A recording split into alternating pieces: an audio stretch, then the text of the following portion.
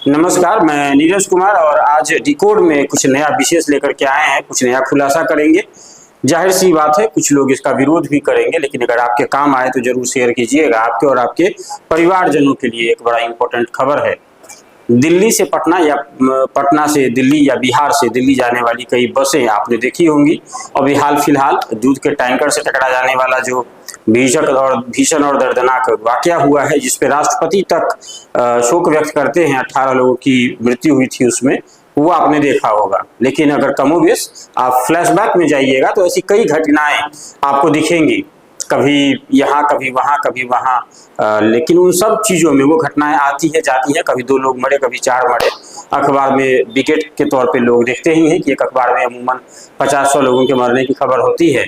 हम लोग का मस्तिष्क भी वैसा ही है, जो पहले खबर पे वो खबरें देखने के बाद भूल जाते हैं कि असलियत इसके पीछे क्या है। इसी का खुलासा करने के लिए आज आपके सामने आए हैं और नई चीज़ों को तरीके से आपके सामने रखेंगे। जब इन सारी खबरों को आप देखेंगे तो इसमें आपको एक चीज़ बड़ा कॉमन समझ में आएगा। ये जो बस होती है बिहार से दिल्ली या दिल्ली से बिहार जाने वाली बस, ये इसको आप अनहरिया बस कह सकते हैं, मतलब कि अनहरा बस कह सकते हैं इसको, जिसको दिखाई उखाई नहीं देता है उसको अनहरा कहते हैं गांव भर में, तो उसको अनहरा बस कह सकते हैं। और ये जनसंख्या घटाओ स्कीम के तहत चलाई जा रही है। एकदम सही समझ रहे हैं आप, जनसंख्या घटाओ स्कीम के तहत चल रही है। तो कहिएगा कैसे, उसका खुलासा करेंगे। ये जितनी भी बसें चल रही हैं, इनके जो एक्सीडेंट होते हैं उनमें एक चीज बड़ा कॉमन मिलेगा, और वो कॉमन क्या है कि इन बसों को कोई धक्का मारता नहीं है, ये बस खुद ही धक्का मार देती है। आप एकदम सही समझ रहे हैं। पिछले 4-5 सालों में पूरे आंकड़ों को निकालिए तो आपको ये पता लगेगा कि जब देखिए दुर्घटना जब होती है तो या तो दुर्घटना 2 गाड़ियों में होती है, तो ये किसी भी एक गाड़ी चलाने वाले ड्राइवर में अगर गड़बड़ी होगा तो दुर्घटना होगा। लेकिन जो ये बसें चलती हैं इनमें बड़ा खूबी क्या है कि गलती इनकी होती है। कभी सामने खड़ी ट्रक में धक्का मार देते हैं, कभी सामने दूध के टैंकर में मार देते हैं, कभी खुद ही पलट जाते हैं खाई में, कभी खुद ही डिवाइडर पर चढ़ के पलट जाते हैं।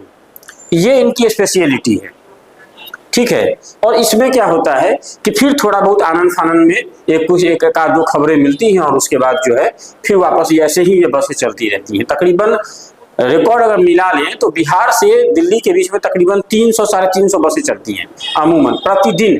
300-350 बसें चल रही हैं और इसमें हजारों लाखों यात्री ढोए जा रहे हैं, लेकिन हमेशा इसमें दुर्घटनाएं होती हैं। और जो आंकड़ा होता है वो भी बिल्कुल ही गलत होता है।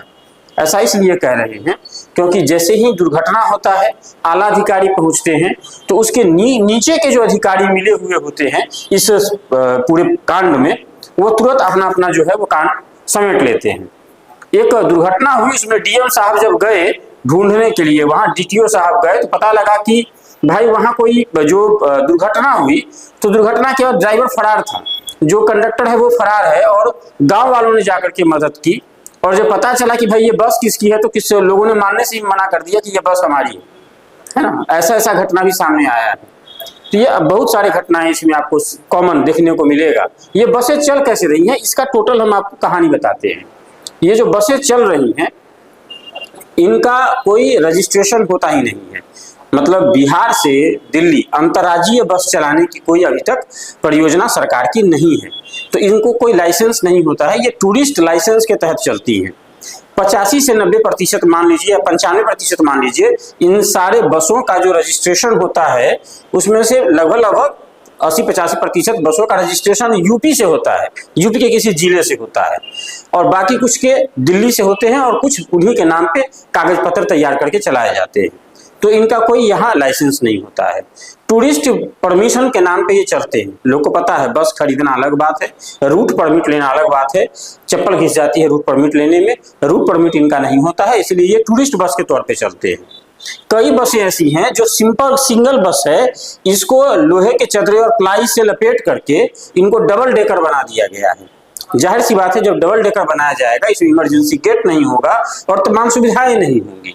जो लंबी दूरी की बसें होती हैं उनके लिए कुछ मानक स्टैंडर्ड ऑपरेटिंग प्रोसीजर होता है, तो कुछ मानक होता है, जैसे 2 या 3 ड्राइवर होते हैं, शिफ्ट वाइज काम करना होता है, ठीक है। लेकिन इनको 18 से 24 घंटे तक की एक ड्राइवर के ऊपर जिम्मेदारी होती है। क्योंकि होता क्या है कि बस की लाइसेंस नहीं होती है, तो ये जो बस चलता है ये यहाँ से लेकर के, अगर मान के चलिए कि ये पटना से चल रहा है, या मान लीजिए कि सीतामढ़ी से चल रहा है, या मान लीजिए सहरसा से चल रहा है, या शिवहर से चल रहा है, तो वहां से लेकर के दिल्ली के बीच में जितने भी थाने आएंगे वो सब आपस में मिले हुए होते हैं।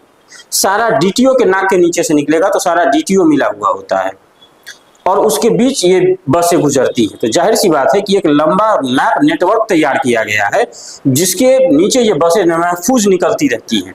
एक बस को पकड़ा गया तो पता चला कि 7 बार गोरखपुर में ये इस पर चालान कटा है, ब्लैक लिस्टेड है बस, लेकिन फिर भी सवारी ढो रहा है, और उसी गोरखपुर से प्रतिदिन यात्री लेके निकल रहा है। तो भाई डीटीओ सो रहा है क्या? जिन बसों को डबल डेकर बना दिया गया है सिर्फ लोहे के चदरे और प्लाईवुड की सीट को लेकर के, क्या उसकी फिटनेस का प्रमाण पत्र एमवीआई कैसे दे देते हैं? लेकिन एमवीआई, डीटीओ सब मिला हुआ रहता है, सब मोटा माल बनाता है। तो जाहिर सी बात है double driver, triple driver afford नहीं कर सकता, बस जो है उसकी अच्छी कीमत अफोर्ड नहीं कर सकता। तो परिणाम ये होता है कि आपको उसमें झोंक दिया जाता है, और ये चल रही है। इसके तमाम छोटे छोटे काउंटर होते हैं, क्योंकि इनका रूट परमिट नहीं होता है तो ये किसी भी बस स्टैंड से नहीं चलते हैं, ये किसी चौक चौराहे से खुलते हैं, और फिर अलग अलग चौक चौराहों से पैसेंजर लेते हुए आगे बढ़ते हैं। और डिफरेंट चौक चौराहों पर देखिएगा तो वहां पर इनका टिकट काउंटर होता है। कुछ स्टैंड में भी इनके टिकट काउंटर वाले लोग होते हैं जो इसे एक अमली जामा पहनाते हैं, और यात्रियों की अच्छी फौज खड़ी हो जाती है। बाकी भारतीय रेलवे जो है वो इनके कमाई का सबसे बड़ा जरिया हो जाता है, क्योंकि भारतीय रेलवे में के भरोसे लोग रहते हैं, और आम तौर पे यात्रा से 2 घंटा 3 घंटा पहले उनकी टिकट कंफर्म नहीं होती है, लोगों को जाना है मजबूरी, तो फिर इन अनहरिया बस में घुसना है जरूरी, और फिर लोग इसके सहारे जाते हैं, और फिर उसके बाद खबर आती है थोड़ी देर बाद, फिर परिवार वाले दौड़े जाते हैं कि कहाँ हैं। अब उसमें जो खबर आती है कि 2 लोग, 5 लोग, 10 लोग या 18 लोग ही आते हैं, इसमें होता यह है दरअसल कि जब कहीं बस गिरेगी तो कंडक्टर और ड्राइवर तो पहले भाग जाते हैं, तो आप ही जानते हैं। अब वहां अगर मान के चलिए कि मेरे किसी मित्र को अगर चोट लगी है और मैं अगर सकुशल हूं, तो मैं सबसे पहले तो देखूंगा कि वहां से नजदीकी निजी क्लिनिक तक कैसे उसको पहुंचाऊं, वहां उसका इलाज कराऊं। मैं उसमें थोड़े ना मुंडी